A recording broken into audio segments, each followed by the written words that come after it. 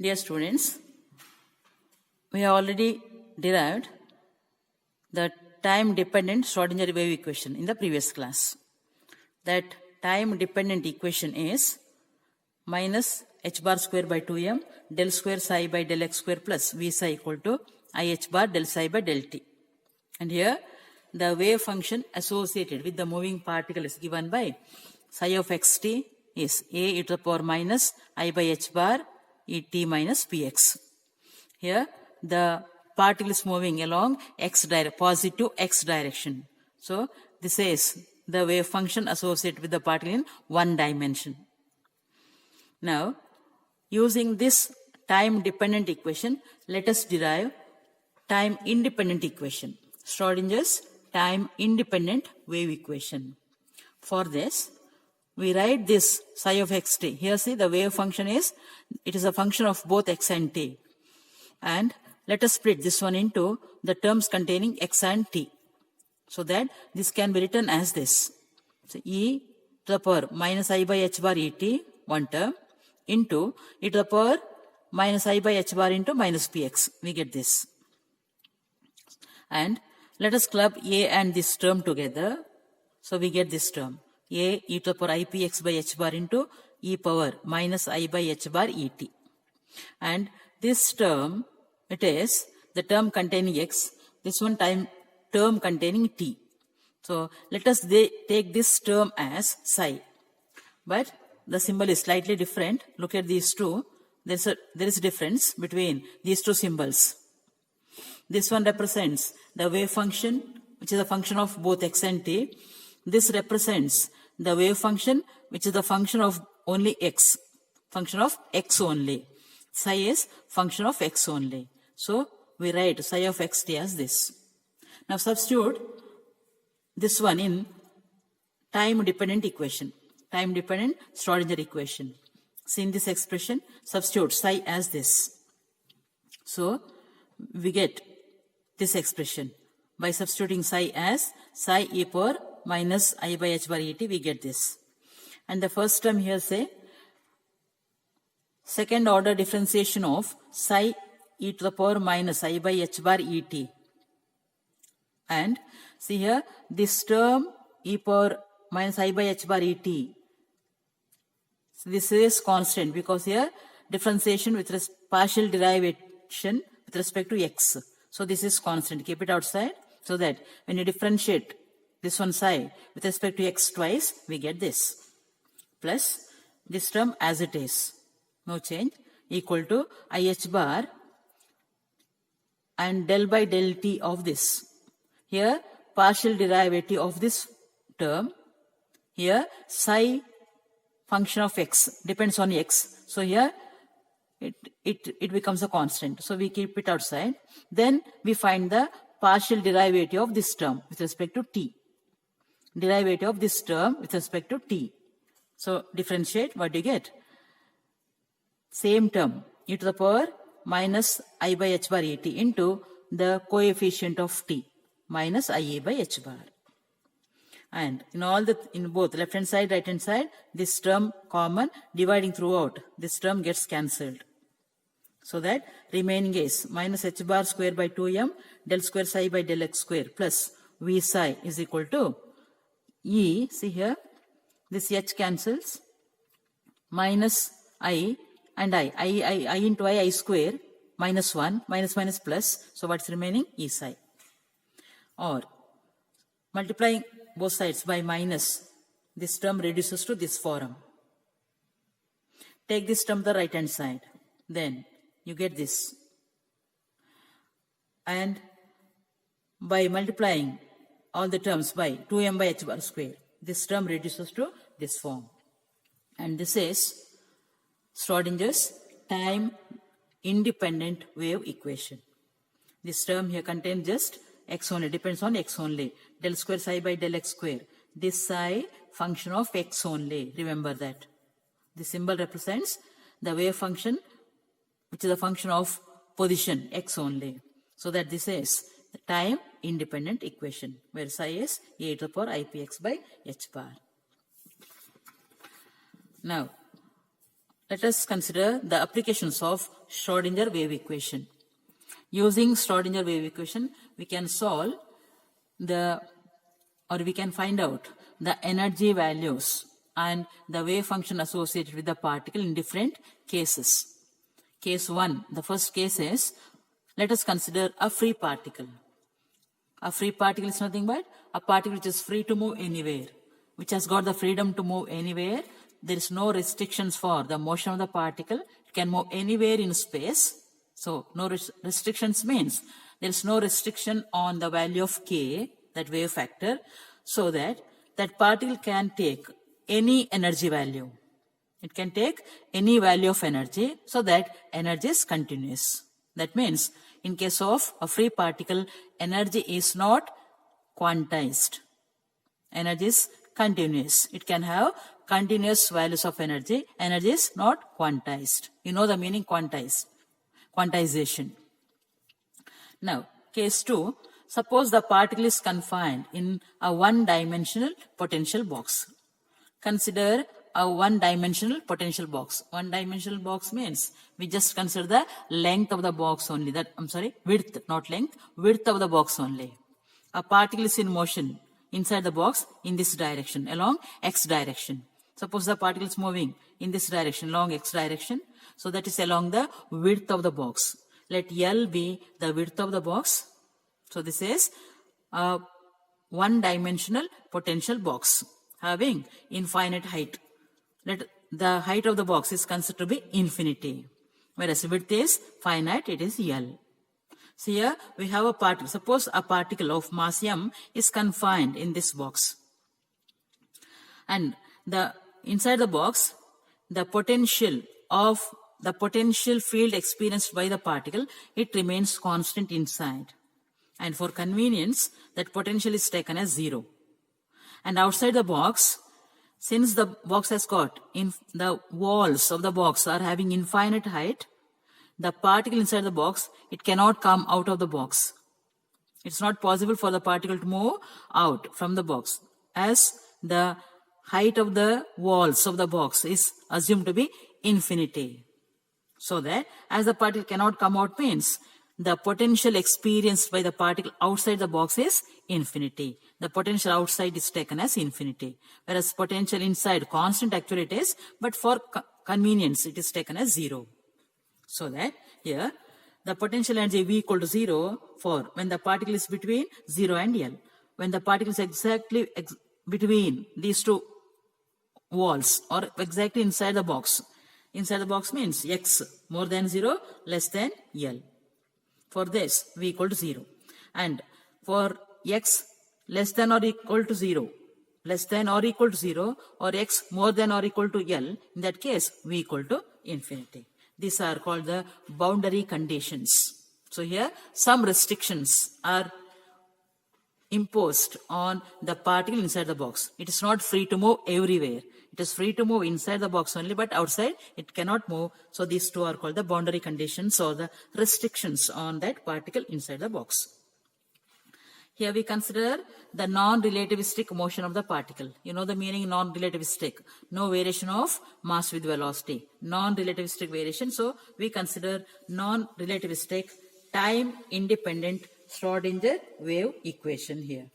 Consider the same time-independent equation, but it is taken as non-relativistic. That equation is, we just derived, this is the time-independent equation. Now, let us consider, see the particle, as the potential V, say V, the potential, as V inside the box is 0, this equation reduces to this form. So that this 2me by h square, 2me by h bar square, it is taken as k square, so that this equation reduces to this form. It is a second order differential equation with k square as 2me by h bar square or k as root of 2me by h bar square. What is k? The wave factor, or it is also the propagation constant. Now, let us consider the solution of, general solution of this equation. Consider the general solution. The general solution, The wave is a simple harmonic wave having this second order differential equation. So the general solution is given by this. So psi is a sin kx plus b cos kx. Just note down the wave function here. The second one, time independent one, this psi. A sin kx plus b cos kx, a general expression or general solution. With a and b are, what are a and b? They are the constants. A and b are the constants. Now to find out the constants a and b, let us apply the boundary conditions. The first boundary condition is for x equal to 0. See here, the particle is, when the particle is inside the box, when x equal to 0, when say the particle is well inside and the wave function is defined for the particle when the particle is well inside the box. So that for x greater than 0 less than L only, we define the wave function psi. In this case, there is no wave function associated with the particle, means psi equal to 0. Just remember, wave function psi is associated with the particle when the particle is well inside, and for this boundary condition. And for this one, there is no wave function associated with the particle. Means we cannot find out the particle outside the box. Means no wave function at all. Using this, let us find out a and b. First one, x equal to 0, psi equal to 0. And if you apply this here, psi 0, x 0 means, what about this one? Sin 0 is 0. Cos 0, it is 1. So b remains. What do you get? B equal to 0. So that b equal to 0. When x equal to 0, psi equal to 0. So that we get b equal to 0. So the solution of this wave function reduces to psi equal to a psi equal to a sin kx. Since b 0. Now let us put the second condition. For x equal to L, then also psi equal to 0. X equal to L also, psi is 0. Then, if you apply this, what do you get? Psi 0, 0 equal to a sin kl. We get 0 equal to a sin kl. A cannot be 0, a is the constant, it cannot be 0, so that this is possible only when sin kl equal to 0. Sin kl equal to 0 means kl should be an integral multiple of pi. This is possible only when kl is an integral multiple of pi, where n is an integer taking values 1, 2, 3 and so on. So that k equal to n pi by L. K is n pi by L. Now, we have k is root 2m e by h bar square, k equal to n pi by L, equating these two. What do we get? From this, we get n pi by L whole square equal to this, or n square pi square by L square equal to 2me by h bar square, or from this we get E as n square h bar square pi square by 2mL square, and here this E, the energy corresponding to the quantum number n. So we denote it as En, therefore En is n square h bar square pi square by 2mL square, and this is the expression for energy possessed by the particle inside the box, corresponding to different energy levels, corresponding to different quantum numbers, n equal to 1, 2, 3 and so on. So that here what the expression says, En is proportional to n square. This equation says that energy of the particle inside the potential well, it is quantized. Energy is not, the particle cannot take the values in any arbitrary manner. Arbitrary energy values are not possible. It cannot take any continuous values. Instead, it can have only certain specific values corresponding to 1, 2, 3, n equal to 1, 2, 3 and so on. This is known as the quantization of energy. So here, energy is quantized. And n values are 1, 2, 3 and so on. N cannot be 0. Because if n is 0, then psi will be 0. Psi 0 means inside the box, no wave function associated with the particle, but it is not true. It is not possible. Whenever the particle is inside the box, it is in motion and it is associated with the wave function. So psi cannot be 0 when the particle is inside the box. That's why n cannot have the value 0. N takes the values 1, 2, 3 and so on. And E1, E2, E3, etc. are called energy eigenvalues. Eigen means a specific value. Since the energy values are or the particle takes some specific quantized energy values, some characteristic energy values, the energy is named as energy eigenvalue. Energy value is called energy eigenvalue. Eigen means some specific or some characteristic value. So it is nothing but these are energy eigenvalues, and corresponding wave functions are called eigen wave functions. Corresponding wave functions are called eigen wave functions. Now here in the expression we have A. In the expression for wave function psi equal to A sin kx, after applying the boundary condition, see we got the expression psi A sin kx. There we have the constant A. Now let us evaluate that constant A. This constant A sin, it is associated with the term sin kx.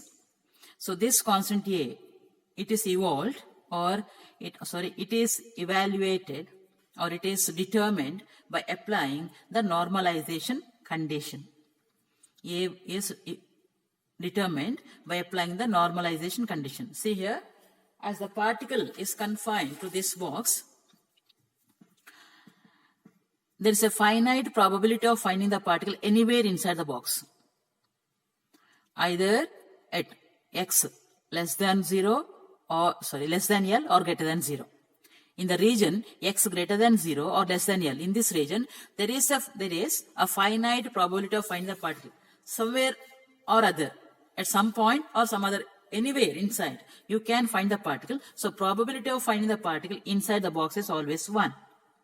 Thus let us apply the normalization condition. What it says, the normalization condition is integration of mod psi square between the limits minus infinity to plus infinity equal to 1. Mod psi square or psi star psi dx. Integration of that between the limits minus infinity to plus infinity. Minus infinity to plus infinity means anywhere in space. But here we have the box, particle inside the box, confined. The limits are 0 and L. I hope you get this one. Particle is well inside the box, so it should be confined between 0 and L. That's why the integration is between the limits 0 and L, so that this is the normalization condition. Mod psi square dx equal to 1. Integration of mod psi square dx equal to 1 between the limits 0 and L. What is psi this? This psi is a wave function, time independent wave function. And we got it as A sin kx. As we got B0, the wave function becomes A sin kx. So that integration of this term square equal to 1. Or squaring this, you get this. I think no need to explain these things. You can simplify by yourselves. Say this equal to 1. A square constant, however, keep it outside the integration sign. Then this sin square kx is written as 1 minus cos 2 kx by 2. Sin square theta is, or 2 sin square theta is 1 minus cos 2 theta, or sin square theta is 1 minus cos 2 theta by 2. Apply that. This can be written as this. That is a square into 1 minus cos 2, k is n pi by L, x by whole by 2. That equal to 1. Now, a square by 2 outside the bracket. Now integrate these terms separately. Integration of 1 is x. Integration of this one is sin 2n pi x by L by whole by this between the limit 0 to L. Now equal to 1. Now put the limits. First limit L. So a square by 2 into L minus sin 2n pi L by L. So L gets cancelled. What's remaining? Sin 2n pi. Sin 2n pi. For all values of n, 2n pi is 2n is even. So sin even pi is always 0. 2 pi, 4 pi, 6 pi, it is 0. So this term becomes 0. Second limit, however, 0. So both are 0. Thus, what's remaining? What do we get is?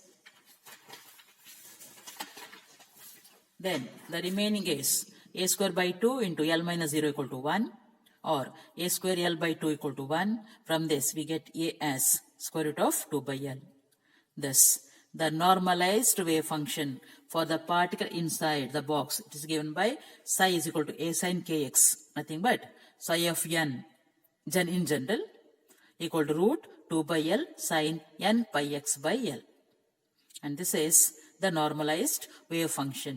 Here psi n represents the energy, the wave function of the particle corresponding to the energy level n, where its energy is En. So here the distribution of the particle inside the box. As the particle acquires energy, it will be distributed in different energy levels. The wave function is the simple harmonic one. It is represented like this, and distribution will be in different levels corresponding to n equal to 1, 2, 3 and so on. N1 energy is E1, n equal to 2 energy is E2 and so on. This is how the energy possessed by the particle inside the box. It is a quantized one. That is nothing but the energy eigenvalues. With this, I stop here.